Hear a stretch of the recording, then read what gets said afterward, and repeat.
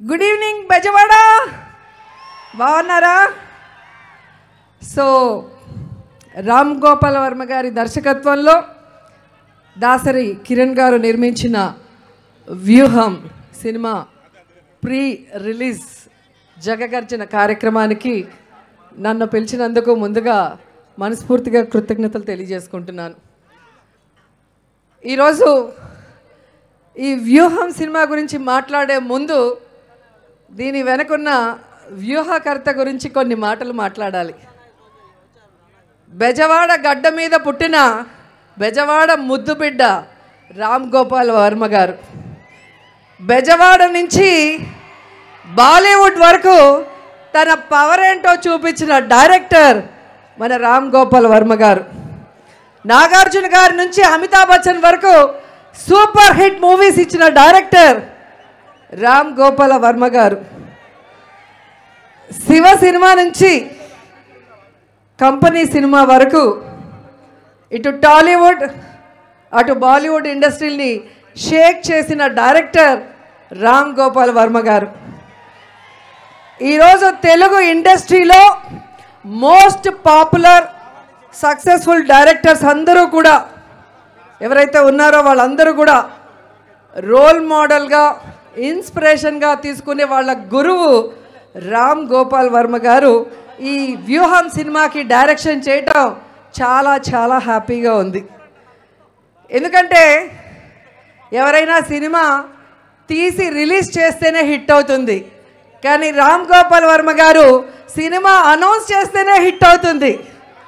రామ్ గోపాల్ వర్మ గారు అంటే ఓ సెన్సేషన్ అనేది అందరికీ తెలిసిన విషయం. ఎప్పుడైతే ఈ వ్యూహం సినిమా టైటిల్ని అనౌన్స్ చేశారో సైకిల్ పార్టీకి షేక్ అయిపోయింది. ఆ వ్యూహం సినిమాకి డైరెక్టర్ ఆర్జీవి గారు అని తెలియగానే పచ్చ సైకోలకి తడిసిపోయింది. ఎప్పుడైతే ఈ వ్యూహం టీజర్ వచ్చిందో చంద్రబాబు నాయుడికి చెమటలు పట్టేశాయి. ఎప్పుడైతే వ్యూహం ట్రైలర్ వచ్చిందో లోకేష్ గాడికి వణుకు పుట్టి పరుగులు తీశాడు. అంటే ఈ సినిమా సంథింగ్ స్పెషల్ అవునా కాదా? చంద్రబాబు నాయుడి కుట్రలు కుతంత్రాలకి జగనన్న ఆలోచనలకి మధ్య జరిగిన సంఘర్షణే ఈ వ్యూహం సినిమాని ట్రైలర్ చూస్తే అర్థమవుతుంది. కానీ రామ్ గోపాల్ వర్మ గారు బ్రిలియంట్ డైరెక్టర్ అనేది ఈ ట్రైలర్లో ఒక డైలాగ్ చూస్తేనే అర్థమైపోతుంది. ట్రైలర్లో పవన్ కళ్యాణ్ని ఎప్పుడు వెన్నుపోటు పొడుద్దామని చంద్రబాబు నాయుడిని అడిగితే ఆయనకు అంత సీన్ లేదు, తనకి తానే వెన్నుపోటు పొడుచుకుంటాడు అంటారు. సో ఈ 2 monthsలో ఆంధ్రప్రదేశ్లో మారుతున్న రాజకీయాల్ని చూస్తే అది నిజం అనిపిస్తుంది. ఎందుకు పనికిరాని పప్పు కూడా పవన్ కళ్యాణ్ సీఎం కాలేడు, అతనికి సమర్థత లేదు అని చెప్పాడు. అంటే రాజమండ్రి జైల్లో వెళ్ళి తన ఫ్యాన్స్ని, తన సామాజిక వర్గాన్ని, తన జన సైనికుల్ని చంద్రబాబు నాయుడికి అమ్మేసి తనని తాను వెన్నుపోటు పొడుచుకున్నాడు అనేది ఈరోజు స్పష్టంగా కనిపిస్తున్న నిజం. నిజంగా రామ్ గోపాల్ వర్మ గారిని అభినందించకుండా ఉండలేకపోతున్నాను. ఎందుకంటే ఈ తరానికి రాబోయే తరానికి కూడా చంద్రబాబు నాయుడు ఎలాంటి వ్యక్తి, ఆయన వెన్నుపోటు రాజకీయాలు, దిగజారుడు రాజకీయాలు, అవకాశవాద రాజకీయాల్ని కళ్ళకు కట్టినట్టుగా ఆనాడు చూస్తే లక్ష్మీ ఎన్టీఆర్ సినిమాలో చూపించారు. ఈరోజు వ్యూహం సినిమాలో కూడా కనిపించబోతోంది. వైఎస్ఆర్ గారిని లేకుండా చేశారు. ఆ తర్వాత వైఎస్ఆర్ గారి కుటుంబాన్ని లేకుండా చేయాలన్న ప్రయత్నం చేశారు. ఆ తర్వాత వైఎస్ఆర్ పార్టీ అనేదే మొగ్గలో తుంచేయాలన్న ప్రయత్నం చేశారు.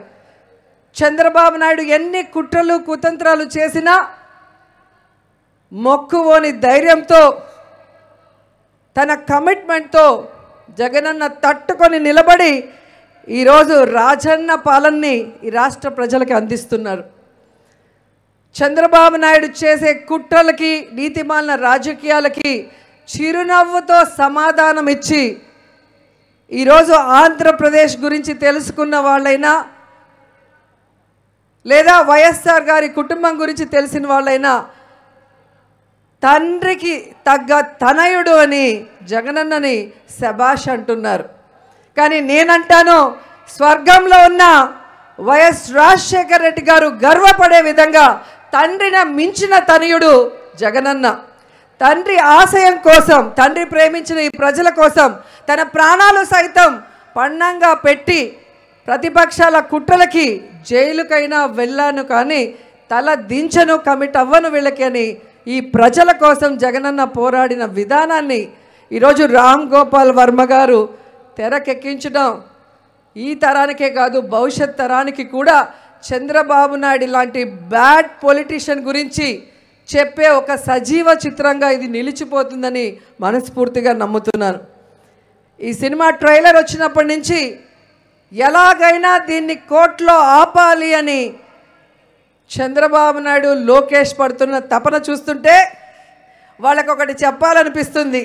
వ్యూహం సినిమాని ఆపలేరు, 2024లో జగనన్న విజయాన్ని కూడా మీరు ఆపలేరు అని కూడా ఈ సందర్భంగా తెలియజేసుకుంటే ఈ సినిమా సూపర్ హిట్ అవ్వాలి, దాసరి కిరణ్ గారికి బాగా డబ్బులు రావాలి, రామ్ గోపాల్ వర్మ గారు ఇలాంటి మరిన్ని సెన్సేషనల్ స్టోరీస్తో మన అందరికీ అద్భుతమైన సినిమాలు అందించాలని కోరుకుంటూ సెలవు తీసుకుంటున్నాను. జై జగన్, జై జై జగన్.